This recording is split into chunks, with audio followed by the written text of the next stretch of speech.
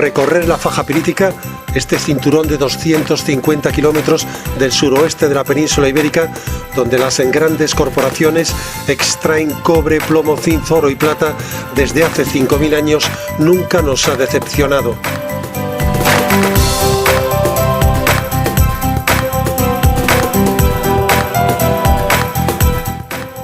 Caminar por líneas ferroviarias olvidadas, miles de hectáreas de escombreras y cientos de minas abandonadas nos da una idea de la voracidad insaciable del ser humano.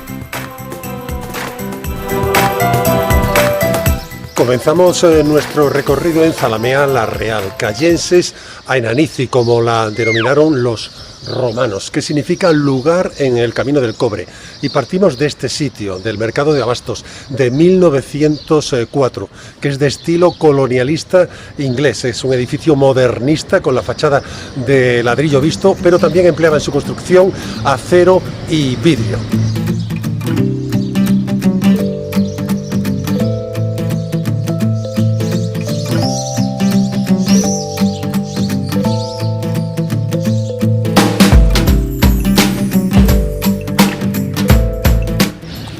Una vez en Zalamea, sube hasta un altozano y observa la iglesia de Nuestra Señora de la Asunción, o la iglesia de la Torre, como también se conoce. La torre se levantó en el siglo XVII, si bien el edificio religioso probablemente data de otro anterior de la Edad Media, que a su vez se reconstruyó sobre otro edificio también de carácter religioso.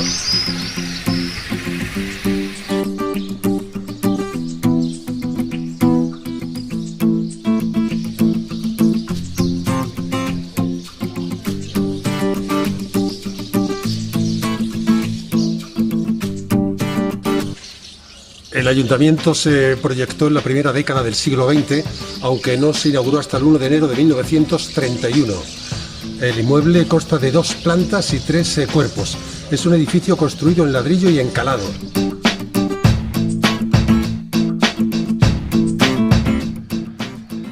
El sendero propiamente dicho, una vez que salimos de Zalamea, lo comenzamos aquí, en esta estación de Río Tinto.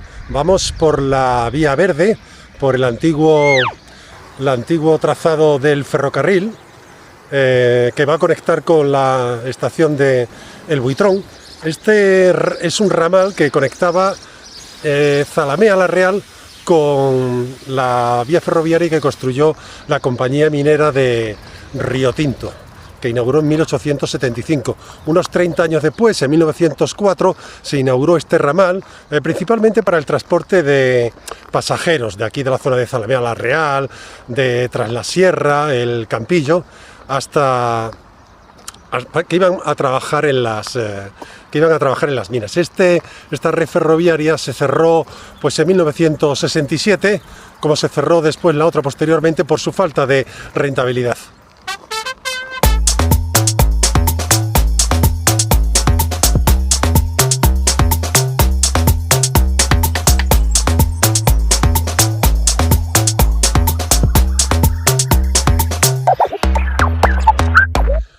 Nos pasamos por la antigua estación del Buitrón, tan solo quedan las ruinas, como podemos observar, lamentablemente, se ha descuidado.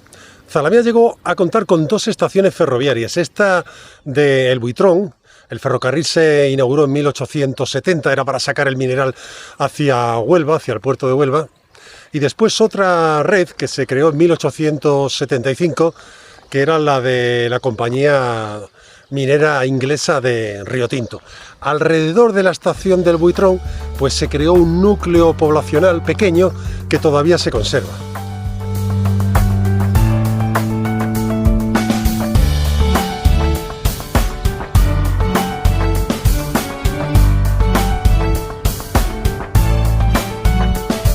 A la salida del núcleo poblacional que está junto a la estación del Buitrón, pues se ha hecho un pequeño parque donde observamos que se han empleado muchas traviesas del ferrocarril.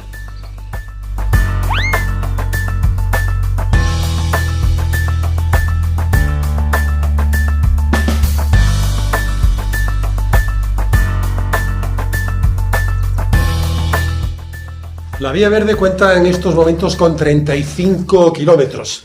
Conforme vas transitando por la vía te encuentras, como aquí por ejemplo, un par de puentes y 2 túneles que se encuentran intransitables.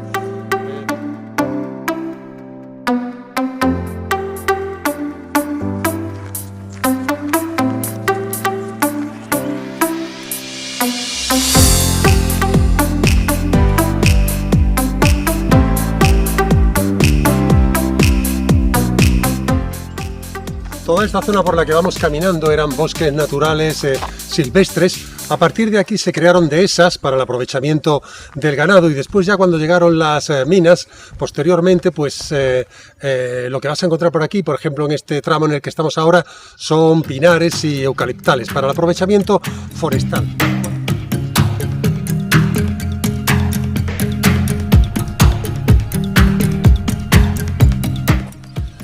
A la salida del Campillo, después del kilómetro 1,5 de esta vía verde, pues ya empezamos a ver monocultivos de naranjos, sobre lo que antes eran antiguas dehesas y zonas de pinares. Y ello es así porque se buscó una alternativa a la minería. Recordemos que por los bajos precios del metal a mediados del siglo XX, pues la empresa minera inglesa entró en declive y pasó a manos españolas. Los ferrocarriles se desmantelaron poco después, en los 60 este que llevamos ahora de la Vía Verde y en los 80 el de la Rio Tinto Company Limited. Y para buscar una alternativa a la minería que no se retomó hasta 2015 por parte de la empresa Atalaya Mining, pues se buscaron alternativas laborales como esta de plantación de naranjos por la zona.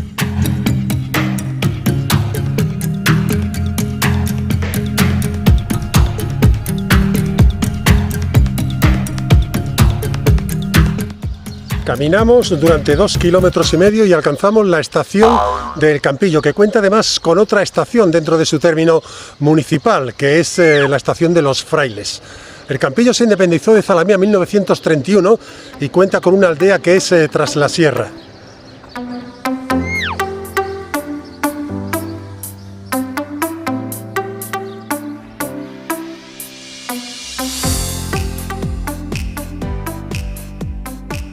Hay un campillo viejo que se articula en torno a esta iglesia de casas de señoriales agrícolas, calles desordenadas y después un campillo nuevo con un trazado mucho más modernista que trata de acoger a toda esa población trabajadora que viene para faenar en las minas que se han abierto en Río Tinto.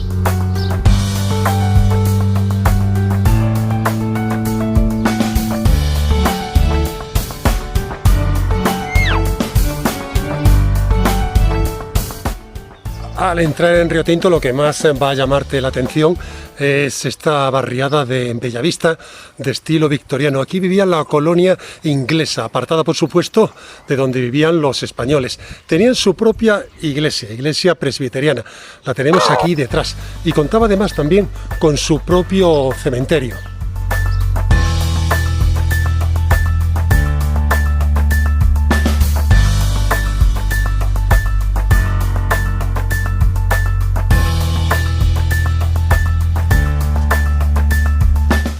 El siglo XIX fue un periodo convulso para Zalamea la Real. Los británicos, cuando compraron la mina de Río Tinto en 1873, pues poco después introdujeron las llamadas teleras o calcinaciones de mineral. Eso producía muchos gases sulfurosos, creaba conflictos tanto entre los mineros como entre los campesinos, que aseguraban que destrozaba las cosechas, y eso pues provocó que interviniese el ejército y se produjo la muerte de cientos de campesinos.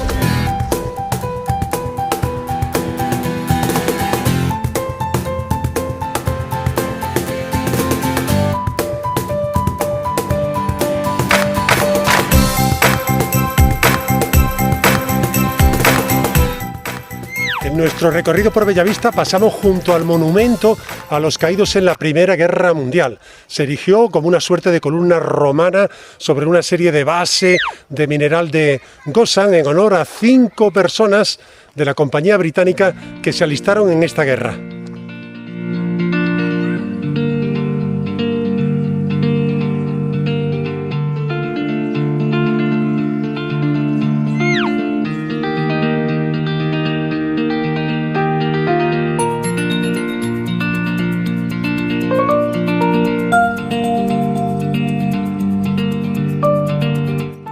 Nuestro camino del cobre finaliza aquí, en la Corta Atalaya, una explotación a cielo abierto de minas de Riotinto que tiene 32 pisos de profundidad, aunque solo vemos 16 porque la otra mitad está cubierta por las aguas ácidas de la mina. Cuando llegaron los ingleses se crearon pueblos con la misma facilidad con la que se destruyeron. Es el caso, por ejemplo, de La Naya, otro pueblo que había aquí en Atalaya, otro en la estación. Gran parte de lo que es el patrimonio industrial pues se ha perdido o está en franco deterioro. Pues con esta ruta de hoy, que nos ha ayudado un poco a entender lo que es el camino del cobre, despedimos nuestro itinerario. Nos vemos en una próxima ruta. Hasta pronto.